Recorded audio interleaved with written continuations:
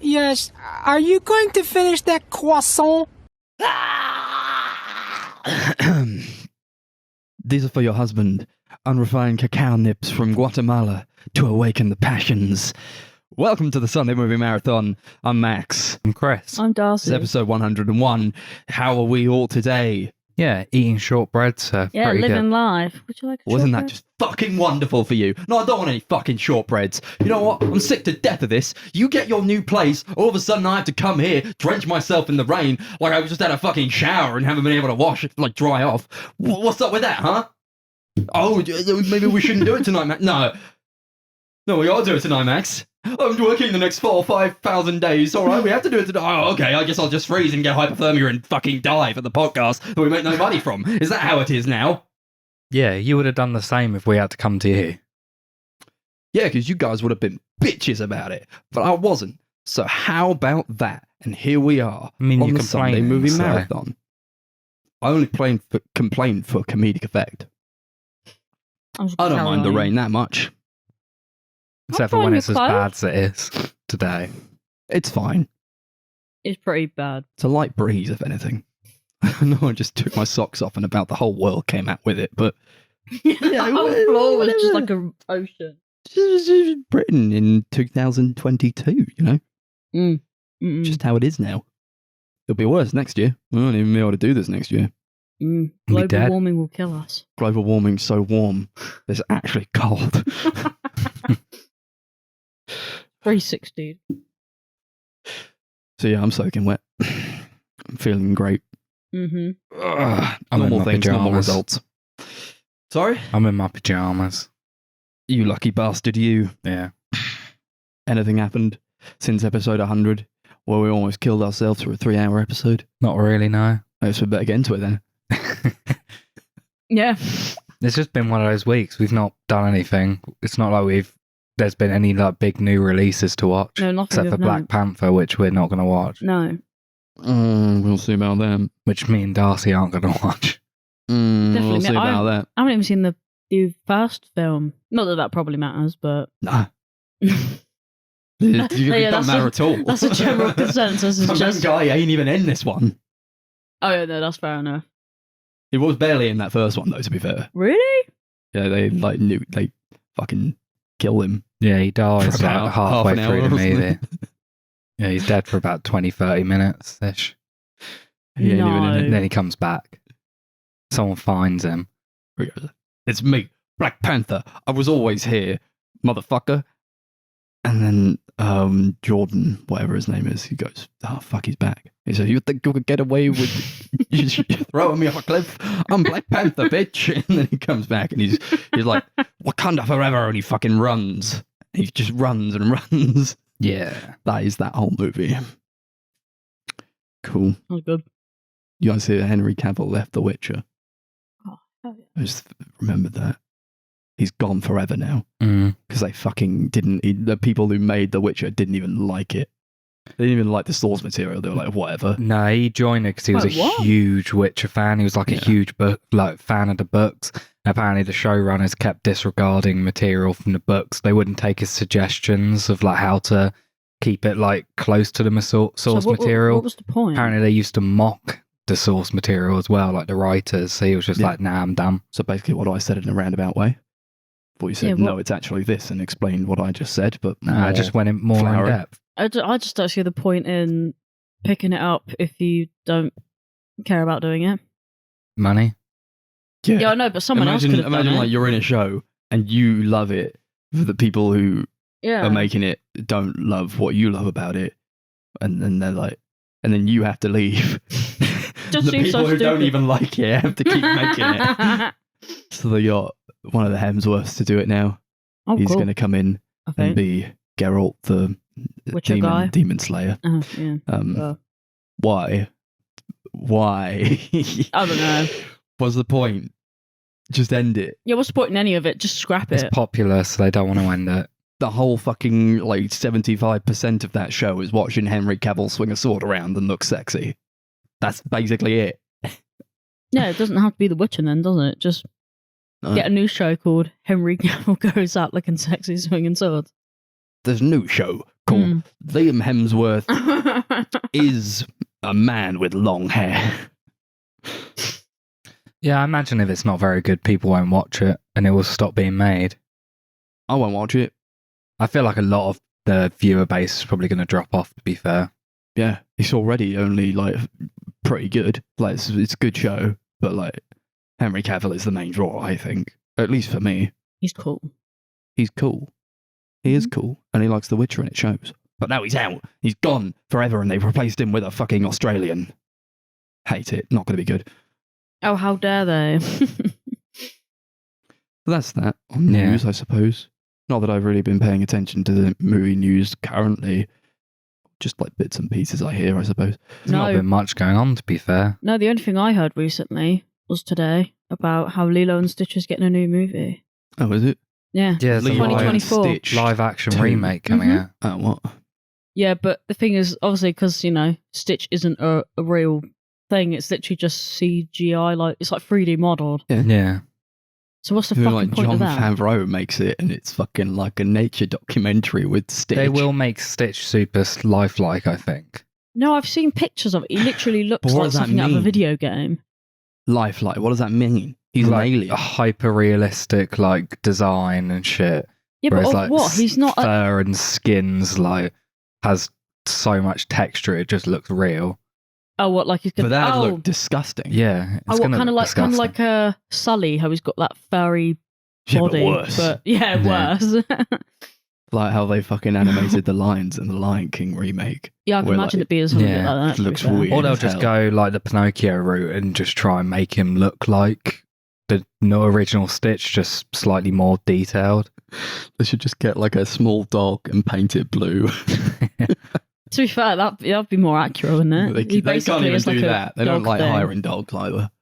Like, we know what happened with Cruella. They Oh just don't like it. yeah, I It's was like a ball questioning on it a at first, stick. and then I was like, "No, that's definitely not a real dog." Very funny stuff. Chronic, that's what it is. Disney forever and ever. They're going at it. We already had the discussion about how they're destroying everything we love dear to us. Yeah, that is true. And how they're monopolizing the industry, and we can't even fucking get Banshees of Inisherin on a 4K Blu-ray nowadays because Disney What's that have got it. to do with Disney? Oh, what they own? They're going to put it on their streaming service, so you can't get Yeah, it. which means it probably won't get a physical release. Damn. Just like the French Dispatch didn't get. oh yeah. yeah. It probably would have got a Criterion release. It might do still, but Yeah, you just Nah, got to wait fuck until Got to wait some until other place Wall-E gets comes it. out because Wall-E needs to have its time in the sun. Hey, And the Criterion. deserves a Criterion. Yeah, sure, I whatever. think in a good 2 or 3 years' time, French Dispatch might get one. It's very rare that a film will come out and they'll do one straight away. It's only like Parasite and Portrait of a Lady on Fire I can think of that's gotten one like almost straight after it's come out. What, a release didn't or a get those. Criterion? No, we didn't over here, but they did in America. They have all the great stuff in America. They Except- get all the breaks. There's a wonder why they complain so much. Yeah, it's all a licensing thing. Whoever owns those films in the UK didn't want Criterion to put a release out because they wanted their one to be the only version available. Yeah, I hate it. Do people just not collect them here? Is that, I don't know, is that not a thing? No, it's not that. It's I don't just really know. the company who owns those movies would have to lease them out to Criterion so they wouldn't earn as much as they do just from selling their own copy of it. Well, that's what you get for making standard DVDs. I don't know why DVD's like a standard anymore. I thought Blu-ray was like the standard at this point in time. You No, get the old streaming is people. standard now. Yeah, It's apart mostly from just old people who refuse to upgrade to Blu-ray or streaming. And me. Yeah, but they all have VHSs, don't they? They don't own a DVD player. Why would I upgrade to a DVD? I can just watch Jurassic Park on VHS. It's bigger. I can see it clearly. I don't lose track of it as much. It's like the size DVD. of a book. You turn it on its side, but it's basically vanished. Mm. It's so thin. It's too thin. They make movies too thin nowadays. Bring back fat fucking chunky movies. That's my piece. Interesting. Darcy looks confused by the fact I own 2 copies of Blade Runner. Yeah, I was wondering whether Well, it's a good movie. Yeah.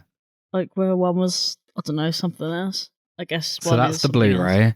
The DVD Yeah. box set is like a 5 discs collector's edition that comes with like 3 or 4 cuts of the movie and loads of extra shit. It is a great film, to be fair. It has a featurette of Ridley Scott in the editing room just fucking going mental and bashing pots and pans together. What a strange little man. What a strange little man. We watched some movies. Some movies from the actor, actress, award nominee, probably. Acclaimed actress, French, I believe, Juliette Binoche. Juliette Binoche. She is in all of these movies that we're talking about today. We picked 3 movies. We picked 1 each, and those are Caché, Summer Hours, and the one with many names. Yes, the one that doesn't have a set name. Mauvais Sang, I don't know. Yeah. Or, what is it? The Night? The Night is Young The or Night is Bad Young. Blood, depending Yes. where you are in the world. It might be a Taylor Swift song if you're in a certain part of the world. It's actually what it's based on. We know about Juliette Binoche, of course, Yeah. or not, of course. She was in that Robert Pattinson movie that we High watched. Life, yeah. Well, And the other one, Cosmopolis. Cosmopolis. When the fuck did we watch Cosmopolis? We didn't. It's just another one she was in. That's a movie I know exists, but I feel like it shouldn't. Cosmopolis. It sounds Yeah. like a film that That's- shouldn't exist. Cosmopolis. What It is? sounds like the fucking Fairly Odd Parents Kingdom. Yeah. Anyway, yeah, so Chris picked the first one. What's it about and what is it? Yeah, so the first one is Caché, directed by Mikhail Haneke. Film's about a married couple whose life's kind of flipped on its head when they start getting terrorized by these mysterious videotapes of their house. There's no explanation, just these videos of their house. They get tapes and CDs sent to them. What's all these tapes and CDs And drawings. and drawings? What's all that? Yeah. And he says, What is all you that? all know Good the rest of that. Yeah, sentence. it's kind of like Do we? the plot of the first act of Lost Highway, but not as weird. Yeah. I've watched that movie once. Mm-mm. This is a Michael Haneke movie. We've watched how many fucking times we've seen a movie by him, and how many times have they been recommended by Chris? We've 3? done 2 of them But on the that piano podcast. teacher guy. What, including this? Yeah, It's not true. We did Funny Games, yeah, and we Funny did Games. with the piano teacher. I forgot Also- about Funny Games. They all suck. I've only seen one of those. Nah, they're all great. I think he's a great director. He's one of my favourites. He is a great director, but his movies suck. Don't like watching his movies. I Don't like how they watching make his me movies. feel. They made me feel bad, and I don't like feeling bad. Yeah, he's just one of those directors where you watch one of his movies and you just feel like shit afterwards. It's just visceral, isn't it? Yeah, it is. Caché is one of the most fucked up movies I've ever fucking seen ever, I think, for my own personal taste. This is not... Is it a horror movie? Because I was scared as fucking shit I the don't know, whole time. Seems more, I don't know. It seems more like a, It's like a thriller, thriller. isn't it? Yeah. I didn't actually think it was that terrified bad. the whole time. Chris kind of made it out to be like this, like seriously fucked up movie. But I was just watching it and I was like, okay, this isn't No, I that said bad. that one scene is pretty fucked up. And even then, I didn't think it was that bad. I was more confused than anything else. And both of you were Yeah, sitting I there really like, wanted to see oh my how you would God. react to the scene. yeah. And I just, You did not disappoint. yeah, I did nothing as When- per usual. Oh, all right, what was that? And then you cracked open a monster and just fucking downed it. I'm like, what the fuck? It takes a lot to phase me in that kind of sense, I suppose. I've seen this once before. I didn't want Yeah, to watch same. it again. Fuck you, Chris. I don't blame you, to be I'll honest. watch it. Every time you recommend a Heineken movie, I'm like, I don't want to. But don't undeniably, blame you. it's a great movie, and it's one of my favourite movies ever. That being said, I would never watch it again. But you know, maybe I would show it to like a date, No, like you first wouldn't. date. But No, you won't. If I didn't really care about how it was going, Could you know, imagine? Oh yeah, we're just going to watch It's a this good film. test. It's it's a great. good test. Yeah, No, you show it to your mum on like Christmas or something. Who wants a good Christmas movie? It's got red in it. I can't imagine my family sitting through it because I'd be like, God, I've got to read all this shit. It's quite slow as well. Well, you say that, but I mean, I understand why you could perceive it as slow, but I really didn't feel the time at all. I thought it went very quickly for me because I was like, I had my fucking hands in my face the entire time. Not like figuratively. I was just like, oh my God, what the fuck is happening? Ironically, this did feel the quickest, but I think that's purely because of how draining and long this whole marathon just turned out to be. Like, towards that last movie, I think about halfway through, I was like internally screaming the whole time for it to end. I was like, I just need to go to bed. This needs to end. This needs to stop. So this is why this film felt the quickest. So because it went fast. Well, so it's first time watching it, Darcy. What did you think about its themes, or like, what do you think it was trying to tell you? Not a fucking bob, mate. Not a fucking clue. Like, see, the thing is, I know I say this where I'm like, oh, I don't know if I was tired or, but I genuinely was like on the cusp of, like, I fell asleep throughout the last 3 minutes of the film, I believe. Most important part, but yeah. I was just like, I just don't have the capacity for this. And I was just thought, oh, why? I just don't understand why. Like to the why what? To why someone felt that, I don't know, these videotapes were some sort of, I don't know. It just felt like, what was the point in it all? Like, what did they achieve? They achieved fucking nothing. I feel like it just felt like, oh, okay, we're just gonna fuck with these people mentally. Cool. And then, like, I felt like nothing came of it because of that. And I was just like, well, no one won. Nothing was achieved. I don't know. I just didn't get it. I just didn't understand why and what they got out of it, because fucking nothing came of it. I don't know. Like, could someone explain to me, like what I was like meant to understand? Like, was I meant to be like, God, they were trying to ruin this man's life? But I just felt like they were just sending them shit and fucking with them. Like, I don't know. Like, what was I meant to get out of this? I quite like that. I don't know. As an interpretation. I just don't know what they got out of it. Because, no, like I said, there was no winners. Nobody won. No winners. Like, no, absolutely not. I completely agree. It's like the Big Lebowski or something. Come on. You guys obviously, like, understood it better than I did. Come on, please. Fill me in with what was meant to happen. So what are we going to rate this? This discussion's over. It's over already. What is it, Chris? You tell me. I mean, I kind of got like it's kind of a film about guilt. Yeah. Yeah, and it's kind of like a bit about like class systems as well. How it's like this poor guy and how he's kind of, his life's been ruined by someone who's like richer, more privileged than him. Yeah, his would-be brother. Yeah. That was sad. I was upset when like he went to see him again, because last time we saw him, he was like 6 years old. He goes to his apartment because he thinks he's sending him tapes, because he got a tape of like the exterior of that guy's apartment. Yeah. He's like, it was that guy. So he goes there and like, he doesn't even know who he is, but like he was supposed to be his brother at one point before he like basically got him ousted from his home because I guess he didn't really like him all that much. But that was like really upsetting because I knew this time around what was kind of happening. Yeah. And with that in mind, like knowing that he was kind of like related to him in that way, it was like really upsetting to me to see how much he didn't care about this man who he thought was sending him the tapes, or like didn't remember him even in the slightest. And he was just like railing off on him.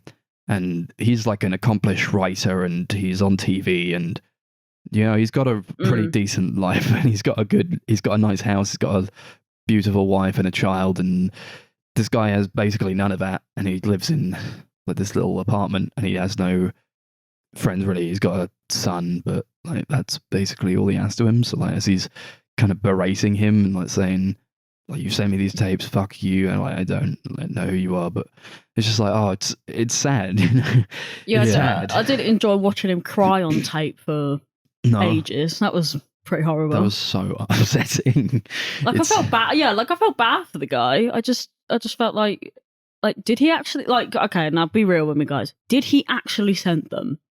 Or is this the whole point? Is like we what do you don't know because there's no point. No, I don't see why he would have. Like what I feel like And I feel like maybe I'm just going around to thinking that this guy, I don't know his name, George, was it?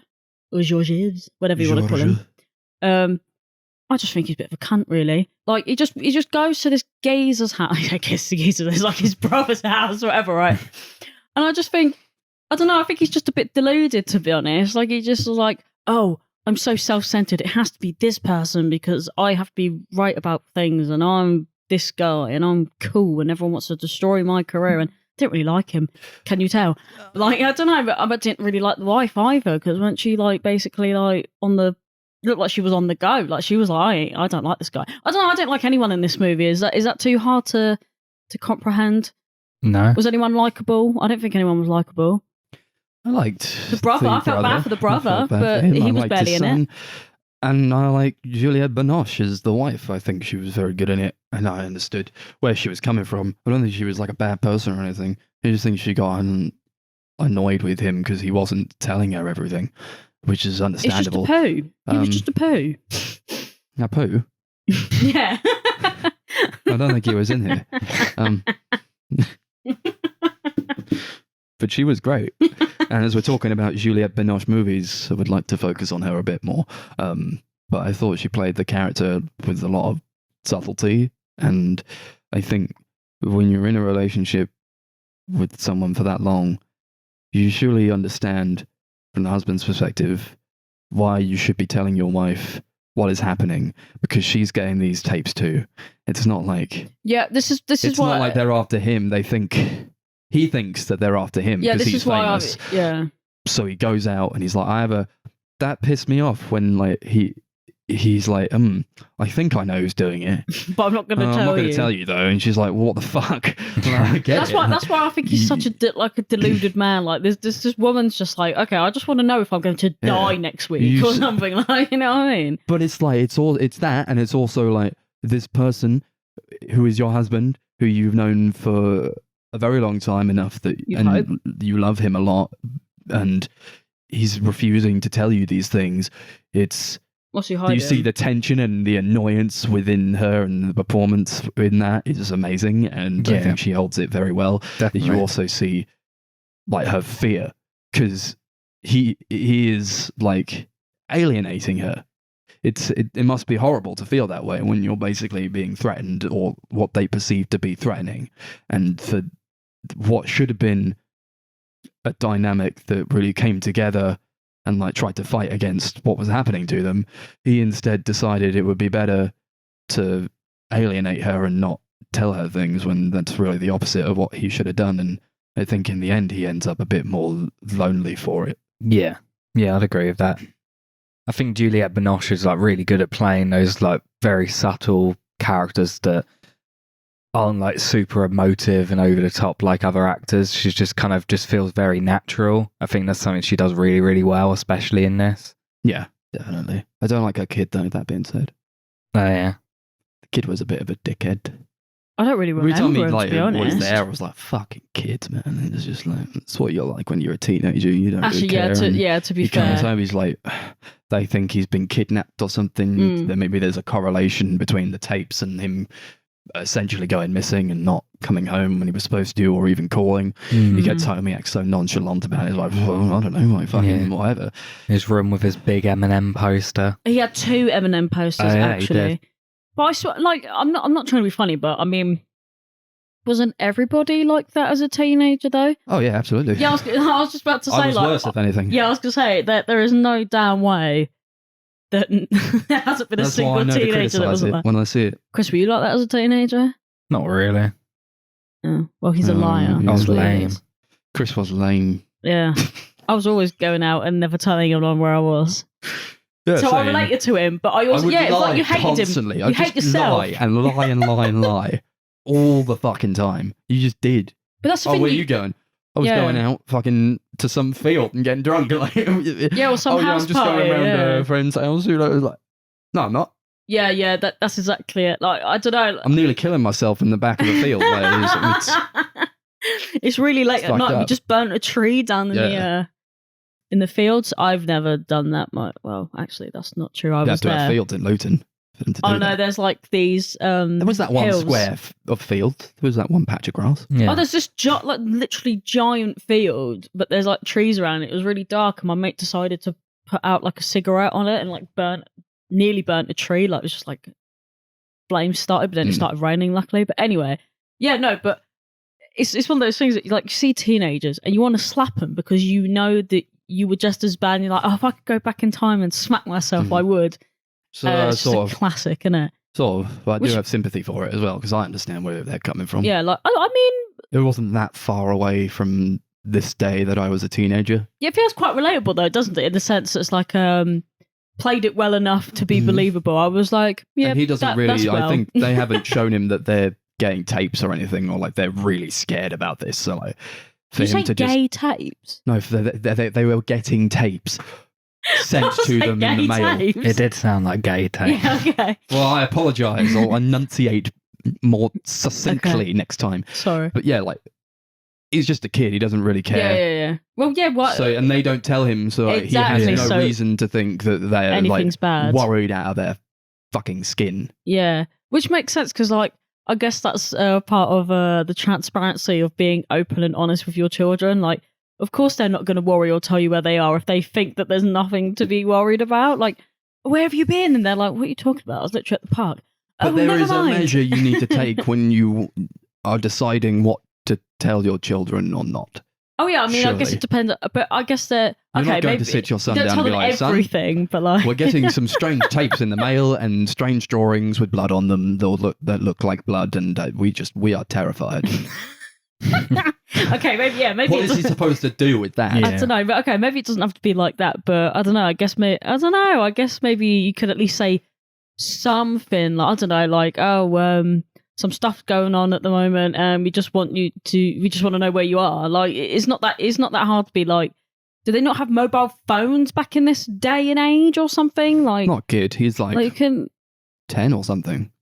They also seem pretty behind on the times. Like this is set in Yeah. 2005, and they've got a VHS player literally still. get a fucking Nokia phone. Tell your kid This to would ring never you. have happened if you just got yourself a nice little DVD player. Yeah. A Do you nice know what? This goes to Blu-ray show. player. Blu-ray was a thing back then? I don't know. I don't think so. No. Wait a A minute. couple years later.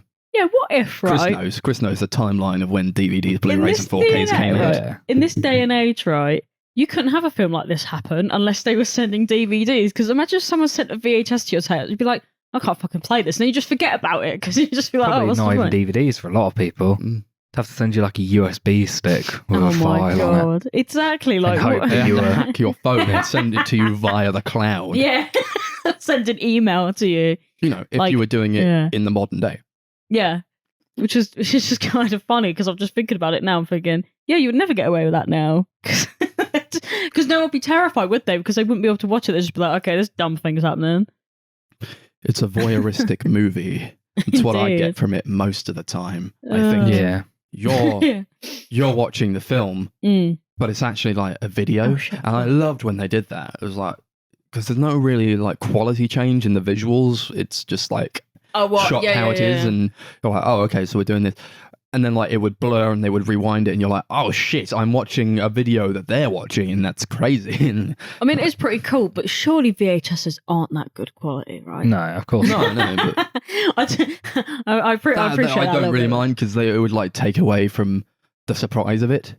you Oh know? yeah, because then you'd be like, oh, that's got to be the VHS because it's just dipped in quality randomly. Looks like shit again. It does kind of remind me of Funny Games a little bit. It's like about the watcher. It's about us, and like we're watching this movie in the Nice. same sort of way that They're they're watching the tapes, but yeah. also this person is watching them through the tapes. I guess everyone's figuring it out as they go along. It's like a big Like- watch along. I think the reason they don't ever find out who it is because it's more like a commentary on Mm. like, the voyeuristic nature of cinema, and like because we can't make ourselves known to the characters when we're watching the movie. Why would the person who's doing this to them make themselves known? Yeah, that's interesting. Mm. I also don't think it really matters who did it. No, I don't think so. I think it's better that you don't know. But I just think they, like, yeah, I mean, I don't care that I don't know. Mm-hmm. I just, Well, because that's not the point. I don't think. yeah, no, exactly. That's why I'm like, I don't care that I don't know. but I just don't know what anyone achieved from it, because I felt like, but then again, if we're going from this narrative, then I guess it makes a bit more sense, because I was just sitting there thinking, I just don't fucking know why anyone bothered to do this. But Did you really waste your life doing this? It is aged like wine, this movie, I think, because it came out in 2005. I don't think you could have predicted the landscape of cinema and sort of society and how online we are nowadays. Apart from the VHS tape. We're more like sort of voyeuristic than ever, as much as we might not like to admit it. Everybody puts their lives online. Well, no, I don't think anyone's not admitting it, I think. It's like the voyeuristic nature of social media does like in this day and age, it kind of parallels the themes of what this movie is trying to communicate. So in that way, I think it's definitely not something that Haneke could have predicted in such a way, but I think it lends itself to the movie, and like that's kind of why I got terrified by it, because you see nowadays and how we communicate with each other and how like anything, we could really do anything, and through like the online scope and scape of it, it's terrifying as much as it is interesting and wonderful. But see, now I'm just freaked out by your interpretation of freaking me out. I was calm and collected before. I was sodden before, and now I'm like, fuck. But it's no, just I don't know. It just got me. It just started getting me thinking about like how I don't know about you guys, but I think like we didn't necessarily grow up on social media until like about 12 years old, and then that's kind of where everyone was kind of like integrating. But then it wasn't full. But then when did it start becoming an everyday thing? Like because for years it wasn't an everyday thing for me. I'd check it like once a day or like once a week or something, and now because it's just that's like all that was on there, right? There was only enough content for you to bother watching anything on like I guess more than once a day. You would have to load up the computer and the little cabinet that you had, sit down on a chair and hook it up to the Wi-Fi or something via a cable. And you would watch, the Pretenders music, the Foo Fighters Pretender music video on a loop, and that's just what you did. I guess that's true. I just wonder where it where it consumed, like where at what point did it stop becoming like an occasional occurrence, and then just you wake up every day and just check your phone. Like when did that become a thing? Certainly more so in the last 5 to 10 years. It's fucking horrible. Like. It's actually horrible, and we all do it, but it's such a horrible concept. When does it become an invasion of privacy, do you think? Because I got a lot of that from this movie. I thought, do you know what when you were talking about it? The safest is invading their privacy, but at the same time, are we not doing this in the first place anyway? Well, yeah, we're doing it to ourselves, because that's what I think about. I was talking to Chris about this like ages and ages ago. It's like once you put yourself online, it becomes like public domain, doesn't it? Yeah. So like. I always talk about if I ever have kids, I'm never putting pictures of them online, because there's just weird fucking people out there, and I don't think they've ever consented to having their little baby bum cheeks on fucking Facebook, and like I just don't think it's right. I think it's weird, and like it just becomes a point of everyone knows everything about you all the time because you put out there all of the shit about your life. Like people can go to your Facebook, they can find out where you live, they can find out where you work. And like, is that it's not even hard? Yeah, is that not really fucking creepy? We were taught from a young age not to really even put your full name on the internet. Yeah, and now we've got people filming themselves in their phone every day, like in their own homes. You can see everything. Like just like in this movie, you see everything. It was just fucking weird. There was I was listening to our discussion on the piano teacher the other day. There was an interesting point that Chris brought up where he said that Haneke uses the camera in such a way as to make you feel like you shouldn't be watching it, and I think that's definitely in Caché and like spades. The camera just lingers for way too long for certain shots, and like you don't want to see this guy crying after he's been told that he's a criminal by his would-be brother. When he just wanted, like, he didn't even recognize him. You don't want to see it. Oh my god, yeah. But it just lingers for a bit too long, and that's what makes the movie fucking horrifying and upsetting to me. And of course, that big scene that we've referenced a few times. We're dancing around it. Ages. Just fucking tell everybody what happened in this scene. I'm very happy to have watched this for the first time and not have known anything about it going in, because that's the perfect way to watch this movie. I even said to Darcy, like, have you watched this movie? And she was like, no. I said, don't look up anything. I didn't Not that actually. I thought you would, but No, Chris told me like the very basic plot, which was just people get tapes, it's weird. And I was like, okay. And then we didn't talk about it again. If there was ever a point in this podcast to say, spoiler alert, this is it. Yeah, 100%. Do not listen to this if you haven't seen the movie. I know we don't ever give spoilers, but this is one for the books. Just skip it.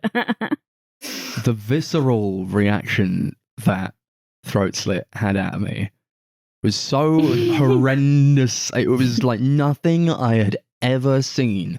First time I watched it, I literally screamed. I couldn't believe what I was seeing. It looks so real. It just happens. Does. It happens in like 10 seconds. He goes in. Yeah. He's like, no, listen to me. I wanted you to be here for this. You don't even remember me. And he cuts his own throat. It's horrific. It's like it actually happens. The blood, I don't know how they did that, really. I guess it would just have to be like a pack on his neck or something. Yeah. Punctured. It just like falls, like it just the way drops like a dead weight. It's just the way the blood, It's like, insane. Yeah, it just sprays Yeah, up. I don't know how like- he didn't hurt himself. It was just him. It was just the guy. He did it. He just like falls onto the floor like a sack of bricks. like imagine the And he sheer stays force. there for like a couple of minutes, maybe? Yeah, he just stares at it, like. Because what do you do?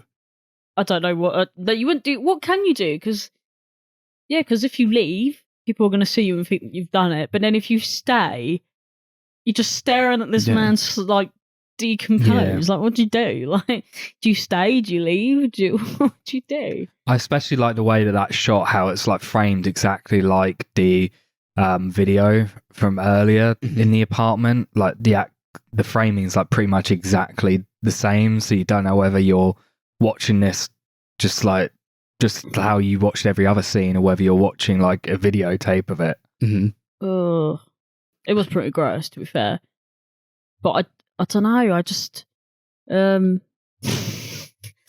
mean, I'm guessing everyone probably was expecting a bit more actual human reaction out of me. But when I say I'm desensitized to this shit, I loved your reaction. I thought it was golden. It's not even. It's actually not even funny how desensitized I am to this kind of shit. Like, people be like, "Nah, if you had seen this thing, like it would make you do this," and I'm like, it just doesn't. Like, it's nothing personal. It's just the world we live in. I've seen so much fucked up shit that it just doesn't matter to me anymore. It's always like down to the execution and context. Yeah. Like, I've seen pretty fucking horrible, like more violent and gory shit. Like, obviously, I've seen all the Saw films and stuff like that, but none of them have something that just like disturbs me as much as this. And a lot of it comes down to how it's like framed, directed, the context of it, how it's just executed. Well, yeah, but also think about the fact that Saw is basically just a massive gore porn of shit, right? You do Whereas kind of this expect actually it had in that as well. This had some sort of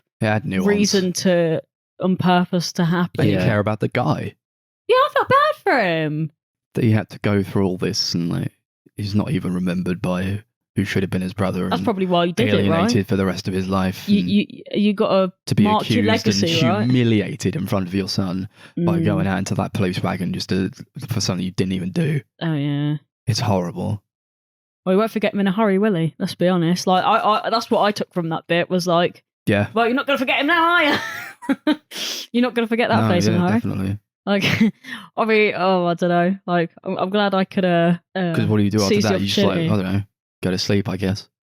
That's all he does. He just goes to sleep. You would just never sleep again, would you? Like, you'd be thinking about that all the time. But then, kind of serves him right a little bit, to be honest. What do you do? I don't know. I mean, until it happens to one of us, I don't really want to go to sleep forever and ever. I just don't know what you would do. Did. He knows that he's the cause of it, and he tipped him over the edge. When he could have been a nice person, he could have approached it diplomatically. But he's just not that kind of person. And he was kind of looking out for his family, but at the same time, I suppose he was also looking out for his reputation. Yeah, he didn't go about it in the way that it should have been done, though. I don't know, also speaks about, like, I don't know, human decency as well, I guess. Like, just being kind. Cool. Yeah, I know you're out here to protect people, but, like, I don't know, killing off the innocent. Is that the way to go? I don't know. I don't feel bad for him. He can fuck off. In my opinion, I don't care about him. Sorry. But he'll live forever. Yeah. And he'll live with that memory. Yeah. He caused it. Another thing I really love about the film's execution is the lack of music. Yeah. There's no music in the whole film, and it kind of like just adds to the atmosphere of each scene. I feel like each scene, like the sound effects, just they feel so loud when they're not really, but just because there's like a lack of anything else, a lot of the time there's like no dialogue, so you're just kind of sitting in these scenes where it's just like the basic room sounds. Yeah, but it feels more authentic, doesn't it? Like, yeah. I understand that, people add music into things to like, create that kind of atmosphere and stuff. But watch how it's done when you don't need to use music and it feels more real. It feels more authentic. You hear that, Kevin Feige? Like, don't get me wrong, I don't mind a bit of music in a scene every now and again. Time and a place for it. It takes you out of it as well, because you're like, well, I know that music wouldn't just play randomly. I say this all the time, though. I swear, like, we could start like a drinking game on the podcast, but every time I say, why do they need to play music in a scene when I know that you're not walking outside and you got music playing when you're walking down the street? But I stand by it. And obviously I must do, because I keep repeating it. Obviously a lot of the time it's to like sell the emotions of a scene. But I know, but look, you don't need to. Needed. You just don't need to, all right? You just don't need to. And this film does it, because you don't need to. No. He's very good at that, Haneke. He's very good at, like, showing you what you need to see. And especially, like, the violence of it. He does very well. It's used sparingly in all the movies I've seen from him. If there is violence to be had, it's done in such a way that it doesn't make you feel good. And I think I don't know a huge lot about the guy, but I think he's the kind of guy who doesn't really like modern cinematic violence. No, that's basically what Funny Games was criticising. Yeah, that is a lot in that movie. In this, it's like there's really no violence whatsoever. Except for that one bit. One part. And it's self-inflicted. So it makes you think, like... And there's a bit with the chicken. Yeah, the bit with the chicken. That's... Oh, yeah, I don't like Yeah, pretty harsh. That's a dark one. But then it's kind of normal though, isn't it? The poor chicken life cycle, that's pretty much how they all end. Sort of. There was... Yeah. It's funny that like that one guy, what's his face? I forgot his name even. But he was the only one to enact acts of violence in the movie. But he was the one you felt the most sympathetic for. Yeah, he was basically played for a fool like the entire time. He was set up over and over again. Just, of course, that would take a toll on you. It's a very lonely movie. I think I like that line. Who's talking to someone. I think it's his mother. He's like, she says, do you feel less lonely on the metro than at home? I'm like, oh, well, if you put it like that, then I guess like it's about like people getting into their own heads or like feeling like they can't reach out to people. I guess he didn't feel like he could reach out to anyone, even his wife, really. He just sort of like lone soldiered it, and he ended up worse for it. Shame, really. But that's what you do. Don't ignore Juliette Binoche. Yeah. That's all she ever asked for, and she didn't get it. And he suffered the consequences. True. This is why you listen. Thanks, Juliette. Should we rate the movie? Sure. Yeah. What are we going to rate it out of? Your pick. You choose. Videotapes. Fair enough. That was coming, wasn't it? Really? Out of tapes and CDs. Yeah. This is a really good movie. Really interesting, well made, great acting. A really hard to watch movie. It's not the kind of movie you can just sit down and relax and watch. Kind of have to be in the right mood to watch it. Unlike Max, I probably would watch it again. I feel like I got a lot more out of it the second time around, and I feel like it's one of those that you get more out every time you watch it. It's just probably going to be a while before I can stomach it again, because it is a lot, just like all of Haneke's movies. I think I'd give it 8 videotapes out of 10. Why? What was wrong with it? No. You're like that guy who complained about you not giving Moonlight a 10. This movie is a 10. Why did you not give this movie a 10? Yeah, I don't know if I would never watch it again, but it's going to be a very long time before I even try. I didn't want to watch it again, but Chris thrust it upon me. That being said, one of my favourite movies, my favourite Hanukkah movie probably, I'll give it 10 videotapes out of 10. I really like it. And I like what it says about, like, retrospectively, or like about us and how we live our lives today, and how I can kind of draw parallels between how we sort of live our lives online more so than in the real world. Yeah, great movie. I feel like I need a long sit down after this. I don't know. It gives you a lot to think about. 8 videotapes out of 10. Cool. Next in the lineup of Juliette Binoche movies is a movie called Summer Hours from 2008, directed by Olivier Assayas, if that's how you say his name. Olivier. He's got a nice name.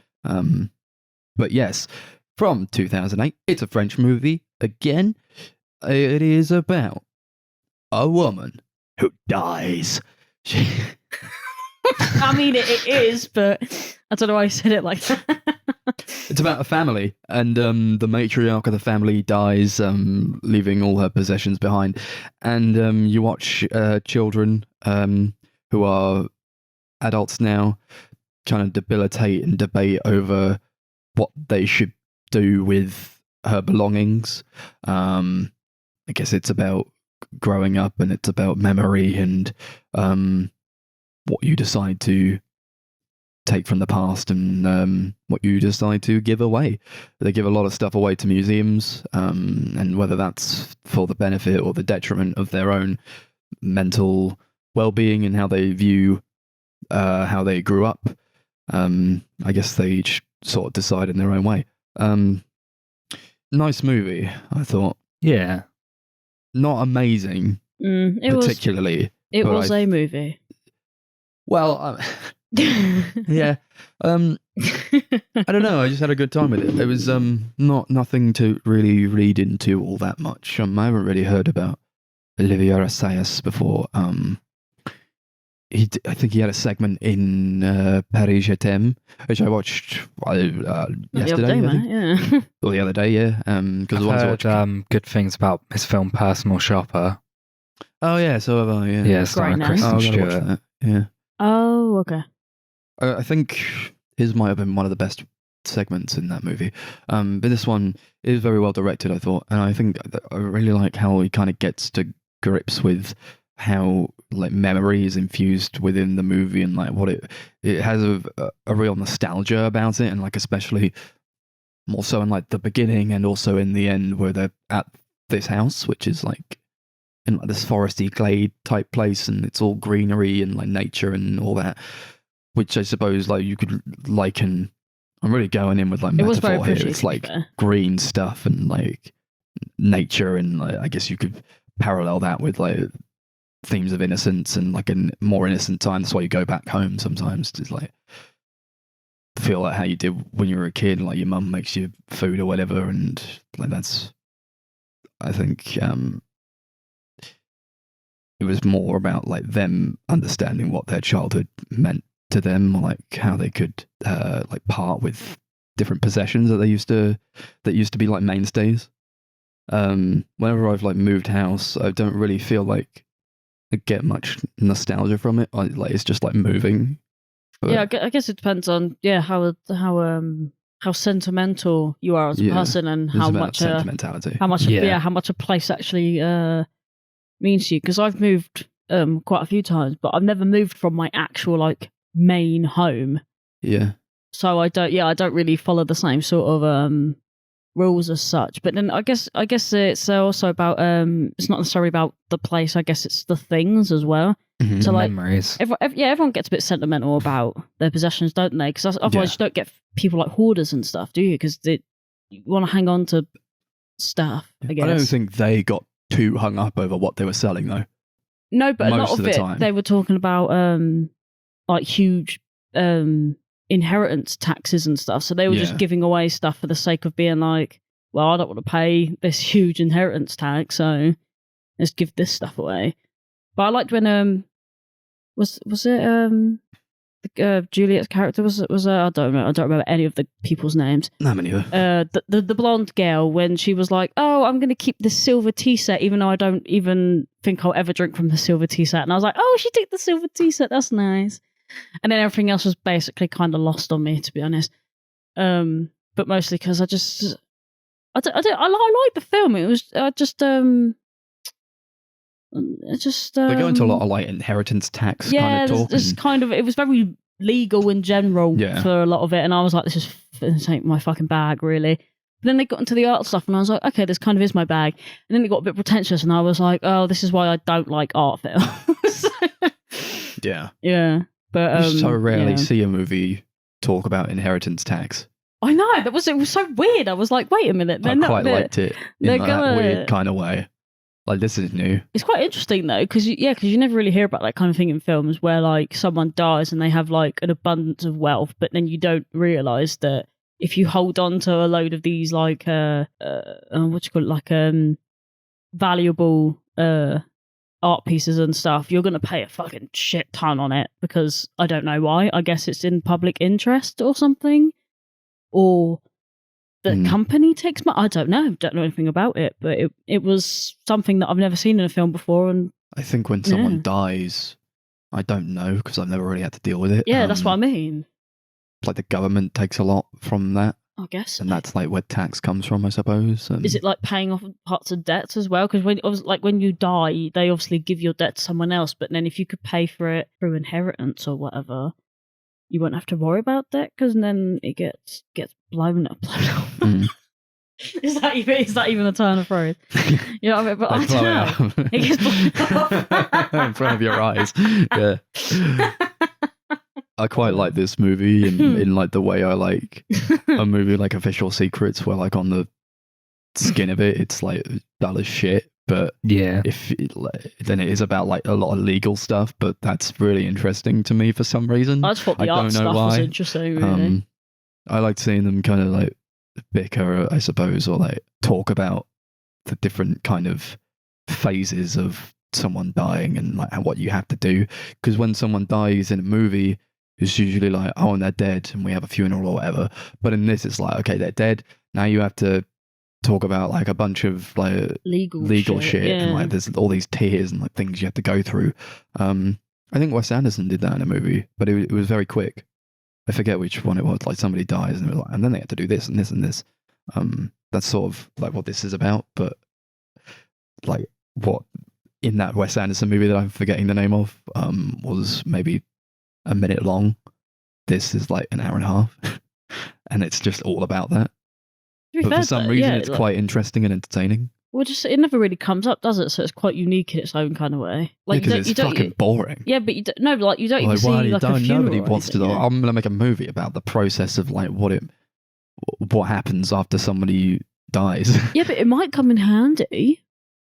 Maybe. Like one day, they don't someone teach you this we know in is school. going to die, and we're going to be like, I feel like they should teach you this in school. Yeah, like that movie we watched. We actually know what we've got to do now on the inheritance tax.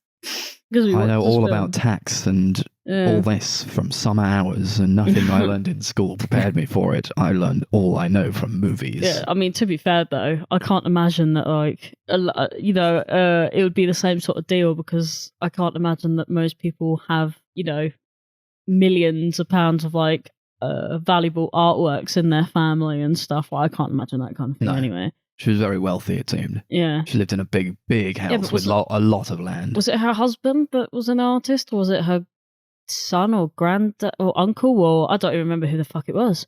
Either way, someone in the family was a famous artist. Hence why they had all this shit. Her husband. Was it her husband? Maybe it was. I mean, hopefully one day when I'm a famous artist, I too shall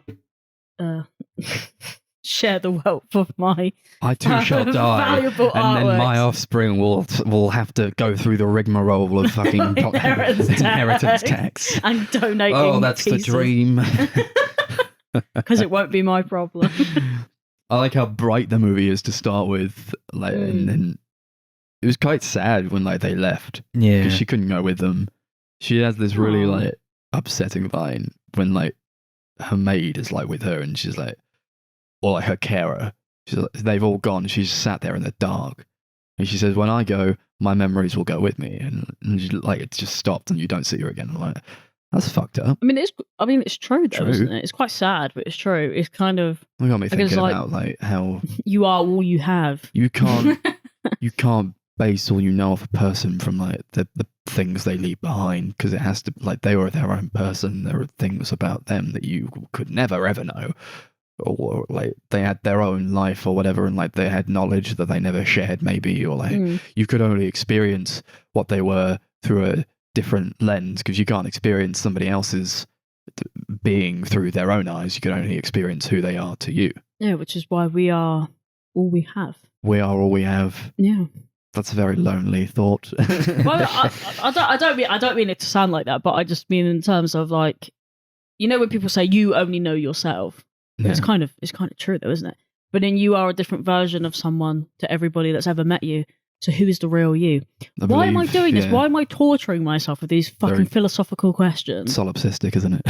Oh, don't. This is what happens. I go on tangents and then I start questioning the whole of humanity. This movie would make us think about solipsism and all that, and like what it means to actually be a person. Well, I mean, it kind of is. I didn't true, give it enough credit. Yeah. Well, no, this is what happens. I start talking and then I just don't shut the fuck up about stuff, and then here we are. But for that, it's a very good movie, I think, and it's very well directed, and like it really explores. I think it doesn't have like a huge amount to say in terms of like unending themes that we could attribute to it, but it understands what it needs to say, and maybe it's that's like what it wanted to do. it sort of exists in a vacuum in that sort of way. It's like, yeah, and this is like what it means when someone dies, and like you got to go through a bunch of shit. And she was a person, and now she's not. Quite weird, and she lives on through her children, and I really like how the parallel between like it being like a really bright and nice, vibrant place to be at the beginning, where they were all together, was paralleled like directly at the end, where all the kids were there, and like they'd taken over the house, and it's like it's their place to do what they want with now, and it was all bright and vibrant again, and they're all having fun and like going off into the forest, and that was really nice. The stuff I really liked in the movie was kind of seeing this like quite close family kind of fracture off, and how that affected the characters. And obviously after the mum dies, they kind of like all decide to go off and do their own things, like kind of go off and have their own families and start their own things. And it's quite interesting seeing how everyone kind of reacts to that differently, and how you've got like the one guy's like regretting like putting the house up for sale and wishing that he could like cling on to it still, and then you've got the other couple who like move, isn't it, to America or something, or move somewhere else. There's that guy who got like a job in Beijing. Yeah, that's it. And he's like saying about how he doesn't think he will see the others ever again and stuff. I thought that stuff was like the bits I enjoyed the most. Yeah, I had a good time with that. It made me think about like my own family, or like you can only, when you grow up, you have to leave, right? And you can only see your family when you choose to see them, or like when they're all free, and that's very difficult to do a lot of the time when you're all on different schedules. And I suppose you have to understand if that's something you want to do or something you could do without. Personally, I don't really want to like see my family leave, or like I don't really want to be apart from them all that. I wouldn't like move to Beijing for 4 years and like never come back. That would like it's not really in me to do that. But that does happen, you know. And sometimes it is just like one person who brings a family together, or like a bunch of people together. And as soon as they're gone, those people no longer have a reason to connect or be with each other again. Quite weird, isn't it? I guess that's what you call the glue of the family or whatever. I've seen that with like friends as well. I was gonna say I've yet to understand the glue of the family, but I don't know. We're gonna start putting our friends on blast on the podcast. Who the fuck is the glue to this friendship group? Well, I mean, no, that's not. It's not really a bad thing or a good thing. It's just no, what it's, it is, yeah, no, it's just know? It's the common denominator, isn't it? I guess the person that gets everyone to. I think with like my school friends, and I don't think they're going to mind me saying this because I don't think they listen to the podcast, but like I'd stopped seeing them for a while, and I think they just like they stopped seeing each other. I was the only one being like, we should do this and we should go here, and like I got them all together. Yeah, that's why I always think that people like Holly, the more sociable people, the one that actually like hosts stuff and that. I always think, okay, like if it wasn't for these events, I probably wouldn't see anyone for about 9 months. But I think some of it just comes down to just like life. Just people get busy, things happen, like schedules don't align. Like trying to do this fucking podcast is like trying to get blood out of a stone some weeks. Yeah, take today, it's just for really example. difficult. It's just really hard. I was almost blown off my bike trying to get here. Do you know what? I almost Actually, fucking died. I was like, Chris, what time is it? He goes, 20 to 7. And I was like, I think Max has died. I was actually starting to get concerned because you can hear the rain outside. And I was like, he's dead, isn't he? He's dead. One day he's going to be blown off his bike and that'll be it. R.I.P. Yeah. I wonder who keeps our families together. I don't know. No, I always find that difficult one to comment on. I try for that to be me a lot of the time. Because I think, when we were younger, it was like our parents and you had to go where your parents went because you were a child. Well, yeah, because they knew lived better, with your right? siblings, Yeah. But now I don't live with my siblings. When do I see them, and when will I see them? In hopefully decades, when my parents die, will we see each other?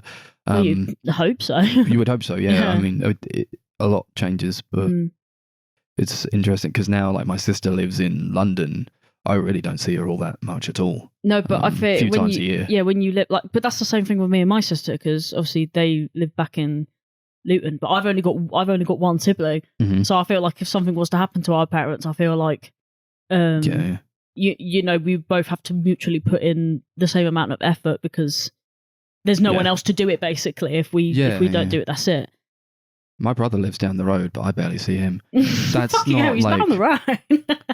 Yeah, I know, but it is like.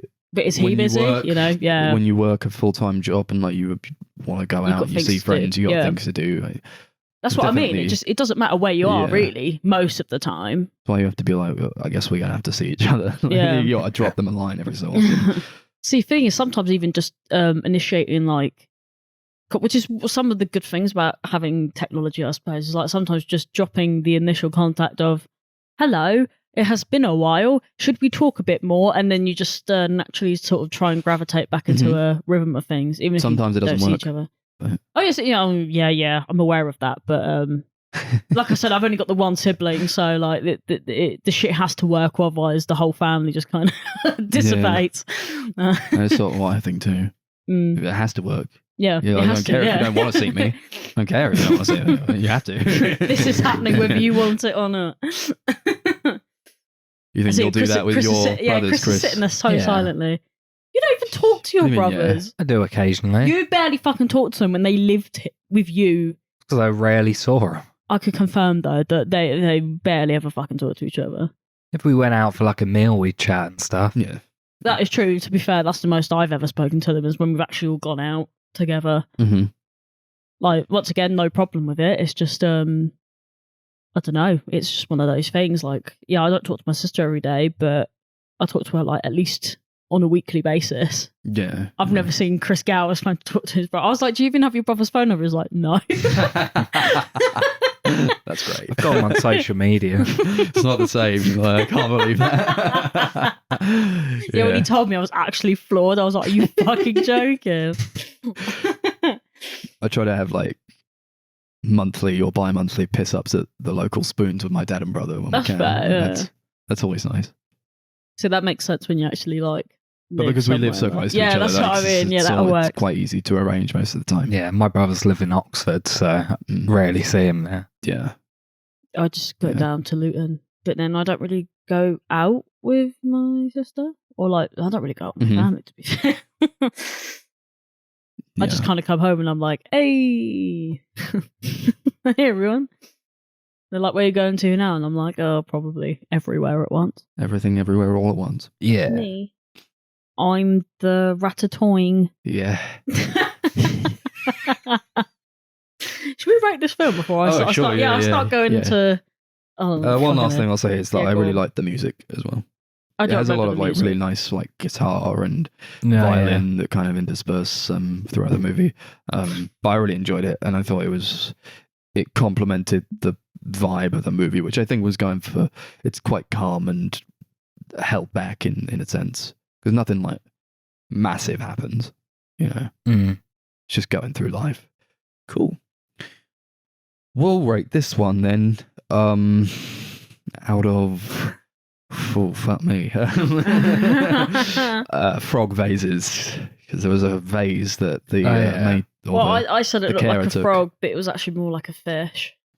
Well, whatever. Yeah, fish vases. Then we'll do that. Fish Nice. vases. Yeah, I thought this was quite a sweet movie. I felt like it dragged a little bit. Did kind of lose my interest a couple times, but wasn't the worst thing I've ever seen. Thought it was decent for what it was. I give it 6 fish vases out of 10. It's like a tongue twister, isn't it? Yeah. And Juliette Binoche was good, although she is barely in it. Barely in it. Yeah, that's what I mean. She was in it for that silver teapot scene, and that was pretty much all I remember of her being in it, to be honest. She's a main character much in the way that like characters in like the Royal Tenenbaums are main everyone's characters, technically a main character. because they're all in the family. Yeah. Yeah, I liked it, and I enjoyed the discussion and where it took us. So for that, I'll give it 6 fish vases out of 10. 6 fish vases out of 10. Cool. I don't really have any commentary on that really, because I think I've spoken it to death. So no summaries. It's just this was a film. Oh my god. And now we get onto, I can't even pronounce the name of my movie or my director. Can someone else read my movie for me? No, I think it will be funny if you do it. Okay. I'm going to butcher this, and all the French listeners are going to come for me. So, sorry. I don't even know what sorry in French even is. Fuck, they say it. Oh my god. Jesus. What is sorry in French? I don't know. Pardon? No, that's not it. I don't fucking know. I know what it is in Italian. I don't know what it is in French. Shit. I'll Google it quick. Yeah, Google sorry in French. Pardon. No, is it actually okay? Come on, man. It's something else. Is it actually Pardon? Pardon. Yeah. Shut up! No, Sorry? Stop. This is what I fucking mean. They're always Max's listening to phone. us. I hate it. Oh, it's your phone? It's my phone. Yeah, it's like Google Talk or whatever. I'm telling you now, the big Hate boys it. are watching us. I Like, hate it. the Overlord cometh, they watch. The Fuck you, Apple Lord Bezos. cometh, Bezos watcheth. Anyway, so my fucking hell, my movie is called Mauvais Sang. Is that? Oh fuck no, I don't know. What? I don't know. I didn't even say that even remotely correctly. I don't think it was that far off. What Mauvais Sang? Did I say? Yeah, it's okay. like that. From 1986, but I could have been fooled. I thought it was later than this. Directed by Leos Carax. Just say it in a If French it's wrong, accent at Carax. least. I don't know. I don't know, Leo because I don't want to Carax. offend with my shit French accent. But That was good. thank you. About two crooks who have to repay a debt to this woman named the American. Yeah. It's about in short an STD called the STBI that gets swept in the nation, and teenagers get it by having sex, but not with feelings. So if there's no romantic feeling involved, they get this STD that makes them like all fucked up, pretty much. And to be honest, that's all I can tell you about the film, because I didn't understand a single fucking thing that happened. What did you guys get from it? It was a wild ride. It's an Estebol, is how I liked how they kept saying that. Festival. When they were driving in the car and they kept going, the new STD, the Estebol. It was cracking me up. I mean, it was funny. Yeah. But I don't think it was good. No. No. Yeah. No. No, it wasn't. It wasn't good. Yeah. It was a lot to get through, and it had little to no plot. It reminded me a lot of the movie Performance, where like a guy goes to a house and just hangs out.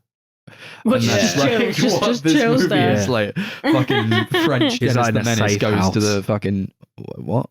That's what Performance is. He's like living in a safe house Yeah. with Mick Jagger, and they're having wild parties and chatting. It's a great movie. What? Okay, sure. Yeah, I mean, this film is probably just as weird as the premise of that movie, to be honest. I just, if I'm totally honest, like there were parts of it that were funny. You But like the very I just- beginning where that blonde guy who looked like Boris Johnson from the back just like wastes himself against a train and he like goes. Oh yeah, because his arms flail back, and that was really fun. Like I said, some of this film is really fucking funny, and then the rest of it is like watching paint dry.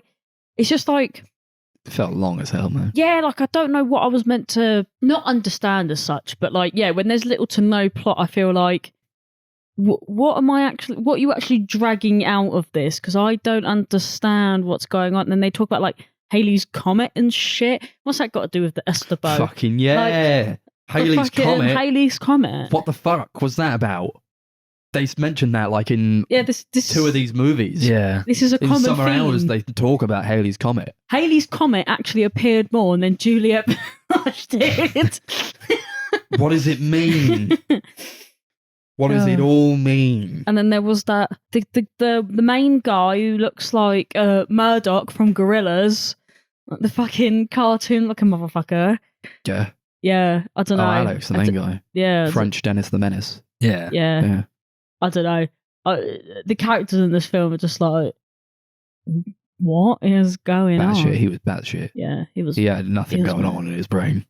Nothing was happening. It was like just symbols going the whole time. Had the monkey fucking flipping around. Yeah. Going, And then he was just going, yep, okay.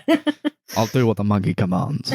He said, yeah, they did like riding in that convertible. They're like smoking a blunt or something. They're like completely they're all- naked. they're all, yeah. What the fuck? Or at least top half naked. Yeah. It was weird, yeah. I choose to believe they're all completely naked. I hope so.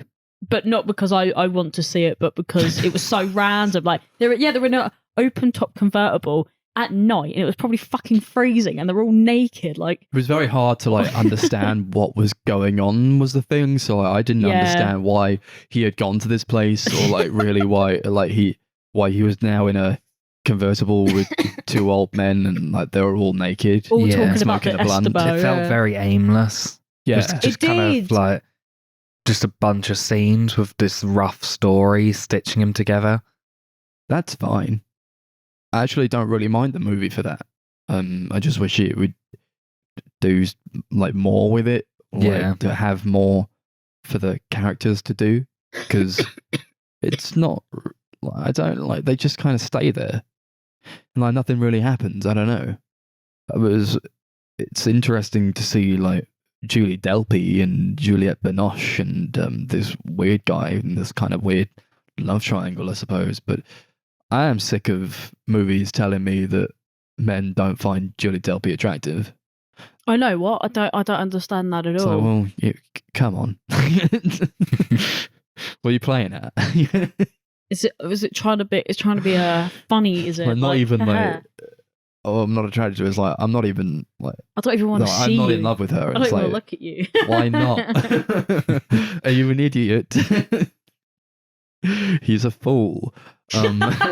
He's a fool for that. He's a fool for running away from her. It was like that movie that we reviewed, Broken Flowers, right there on the shelf. I can see it there. Oh yeah. Well, like Bill Murray's like, I hate your pussy, Julie Delpy, and he fucking leaves. Oh, is she the one who's in the beginning of the film? Yeah. Oh yeah, and I was like, she's way too hot to be with him. What is he doing? These insane men. Come on, what are you doing? In it, like they're way out of their league here, and Yeah. they're just like, oh, do you know what? I don't even like you that much. But to leave Julie Delpy and then like I go was on so a offended. fucking weird. Gets on a train. I fucking love that scene where he's like, "I'm leaving you," and she like chases him through the train station, and then he's like, the train doors have closed, and the conductor sees that she's chasing after him, and he goes, "Oh fuck!" and he opens the door for him to let him on, and then they leave. Oh, it's so funny. What a G. He was looking out Yeah. for him. This film kind of reminds me a bit of Wild at Heart, the David Lynch movie, in like mostly in just its tone, because it does feel very like kind of intentionally goofy. It's quite surreal at points. Yeah. But I feel like it's executed a lot better in that one, whereas in this one, it feels very misguided at points. I can't really work out what it's trying to go for tone-wise, whether it does want to be quite like silly and goofy, or whether it is trying to be super serious and trying to say something. It just kind of like led to me feeling quite confused. Just felt like a bit of a mismatch of things. Yeah, I'll agree with that. It was just, it was confusing, but it was also, I wouldn't even mind, but it was also like boring as well. Yeah. At points. Yeah, When it wasn't making me laugh, I was bored, and I wasn't interested in whatever was going on in the I feel story. like that was part of the problem, wasn't it? I also felt that I was like, there wasn't enough funny things to counteract how bored the rest of it was. And I don't know how much of the like bits we laughed at was like actually us laughing with the movie or at it. Bit of both. I actually think there was a lot of bits of both happening, especially for me, where I was just laughing at stuff because I was like, well, that was fucking dumb. Rather than like, when she's like, was I I'm meant to be going to a laughing at hotel, this? but she just like walks across the street and like goes to a room that's like high up, and then like he's like, I'm happy, so he like flips over a car. You're like, this is their hands. Oh yeah, that was funny as like, fuck. I could do anything. He's like, flips over a car for no reason. Yeah. See Taylor Lawton at that Then car. straight start like walking down the street while Modern Love by David Bowie is just randomly playing. Yeah. Oh yeah, and he gets to did he get the Estebeau? And he's like dancing to that song. out. Either way, that was fucking sick. That was I don't probably know. the best bit of the movie for me. But I didn't like that really a lot. see the point in it.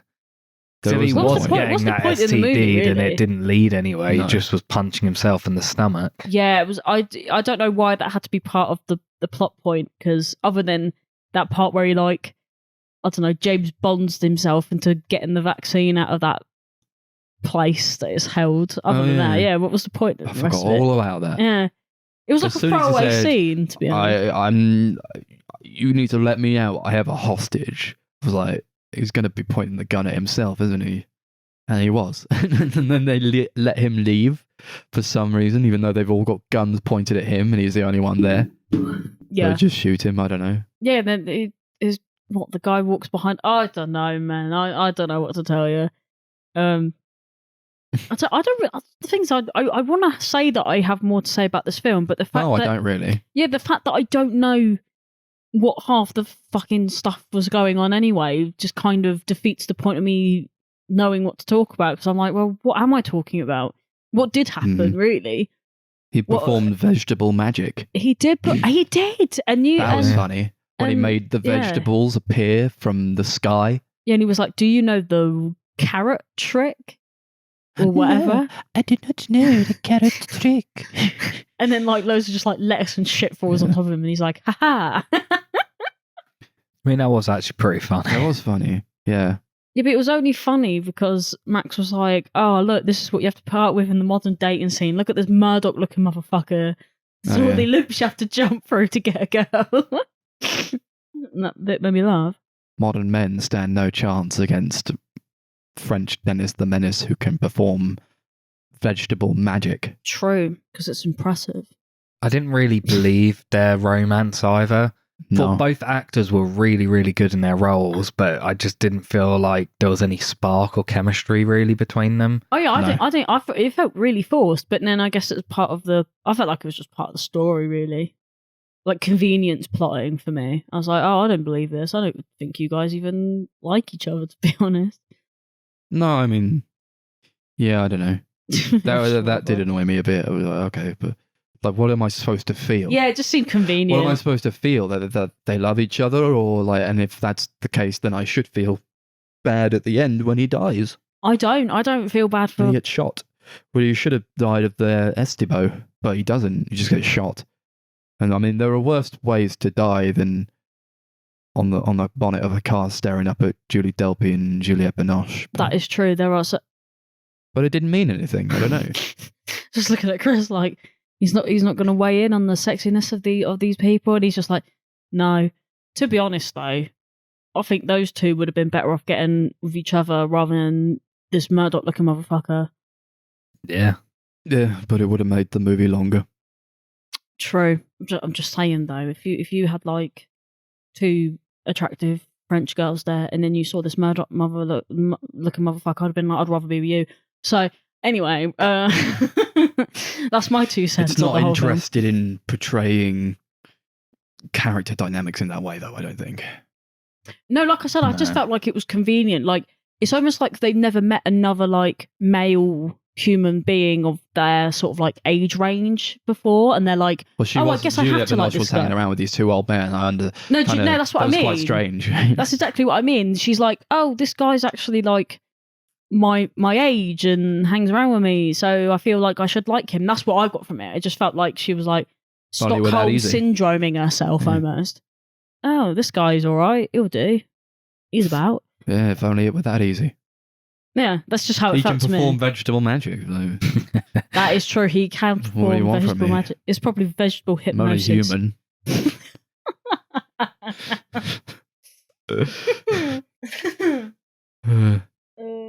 Worst sorry, line, I just- worst line yeah. in the movie was when he said to Juliette Binoche, "I like your moist lips." That was fucking horrible. That upset That was me. absolutely awful. That's what we're going to rate this one out of. Yeah, I fucking hate that. I hate that you suggested that. I hate it. we're all thinking it. You don't say it though. Yeah, why did he say that out loud? He's just a quirky Yeah. guy. Yeah. He's got no Speaking game. of That's his ratings, are problem. we? Yeah, good to can we go into- to rate He has this? I too have much nothing game to is his say. problem. Yeah, Yeah. let's rate it. Okay. Yeah. Out of moist lips. Ugh. Yeah, go on there. Stop it. Yeah, I wasn't a huge fan of this one. I've actually seen another one of the director's movies, Annette, which was pretty Weird decent. fucking movie, really though. fucking weird. Yeah. Yeah. It's in I the also same wasn't ballpark, a innit? huge fan of that. So maybe I'm just not a big fan of this guy, but I'll give another couple of his movies a watch and then find out. Yeah, the I way you think said I'd give it like a 5 moist lips out of 10. Oh, It's I fine. fucking hate It's this rating system. Not great. Not really very good, but it's whatever. Okay, go on, Max. Yeah, it's whatever. Yeah. I don't know. It's just like it is what it is. I don't know what it's really trying to accomplish. I had kind of a middle of the road experience with it, I suppose. I don't want to watch it again. 5 moist lips out of 10. I didn't like this. It was more boring than it was funny, although I will hand it to you. The funny bits were fucking hilarious. Oh god, 4 yeah. moist lips out of 10. I fucking hate this rating system. Well, you never have to hear it again. Thank you. That's that. 3 Juliette Binoche movies. Mhm. Also, I did watch Paris Je t'aime, which is an anthology movie starring Juliette Binoche in one of the anthologies.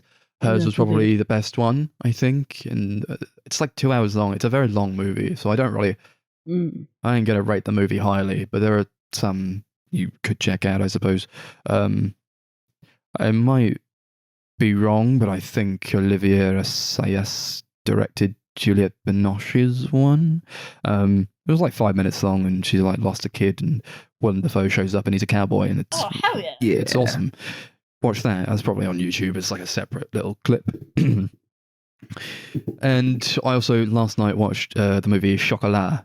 You seen Chocolat? With no. Johnny Depp. I know Yeah. it, but I've not seen it. Julie I've had it on DVD Juliette for years. Binoche and Johnny Depp, who's Irish, actually rate the movie quite a bit. I understand why anybody would be like whatever, because it's not going for something like amazing or like whatever, but it's a fun watch definitely. And she's like she makes chocolate, and she goes to a place where like they're all like very devout religious people, and they're on Lent, and it's like a point of tension that she's a chocolate maker and they're not allowed to indulge in worldly delights in the period of sad. Lent, and the dissonance that comes from like her relationship with the townspeople, and like how it was really about like trying to come like camaraderie and like community, and she has to decide whether she wants to stay or not, based on I suppose how she was raised and how the townspeople treat her, and it's just And yeah, her it's just a love of nice movie, chocolate. just a nice one to to watch. It's very comforting, I think. And she does a very good job in it. I thought, yeah, recommend that. Cool. So that's Juliette Binoche. Oh, Thank good you, Lord. Juliette. Love you. So, for the next episode, we have a special guest, and I Whoa. believe Chris has all the information on that. Yeah, did he tell you what he was picking? No, you told No. us You tell us what it who was it about. is and what it is. I didn't know because I knew he was talking to you about it the other He day. only told me the themes, Yeah, we know the themes, but we need to know the the movies. movies. Yeah, Mm. so we've got a good friend of the podcast, Kai, coming back. He's been on a couple of times before. He was on when we were doing like Well, no, that's samurai coronavirus movie. stuff. Oh, and, yeah, like, yeah, we yeah. were all like in lockdown, I think. So Yeah. Yeah. we never watched the movies with him. No, he's actually really looking forward to getting to get the full podcast experience. Oh, I bet he's raging for that. So You say he's- that, I think a lot of people, I think people like doing it though. Yeah. I mean, it's very difficult to like arrange Yeah. it all, but when you can arrange it with, because it's not an accessible experience. I don't think the way we've laid out this podcast. It's watching not. 3 movies in a row and then coming back another day to record it. Yeah, It's just kind It's a of how lot. it is, though. We're People don't busy have the people, time. boys. Yeah. We don't Even get we paid don't for have this the time shit. sometimes. Yeah, we don't even have the time for this. So he's picked films that have the theme of toxic masculinity and doomed love. He intentionally picked 3 films that he knows that none of us have watched. Doomed Yes. Love. I knew this Um, was going to be his themes. So you got Beau Travail, directed by Claire Denis. Oh, nice. Max just came. Ali Fear Eats the Soul by Raina Werner Fassbinder. What a name. Fear eats the soul. That sounds crazy. And does. In a Lonely Place, directed by Nicholas Ray. Okay. Awesome. Thank you, Kai. They In all a sound Lonely absolutely Place. fucking unhinged. I can't Especially wait that second one. to be toxically masculinized. And I can't wait to tell you boys about toxic masculinity because All that I'm the token one on here. episode 102 of the Sunday Movie Marathon. Beau Travail, Yeah. Ali Theories, The Soul, and In a Lonely Place. I hope I got that right. Who knows? We're on Yeah. social media. YouTube, The Sunday Movie Marathon. Instagram, @Sunday Movie Pod. Twitter, @Sunday Movie Pod. Facebook, @Sunday Movie Marathon. And Letterboxd, @Sunday MM. Woo! Capital S, capital MM. Remember to like, subscribe, and rate the podcast 5 stars. Any Woo! last words? Woo! I'm disappointed Darcy didn't go woo to the Instagram. Follow the Instagram, Woo! @Sunday Movie Pod. Woo! That's where we're most active. Follow us there for little behind the scenes ditties. Any last words? I can't do reset it that. again. Fuck it. I can't That's do it again. Goodbye.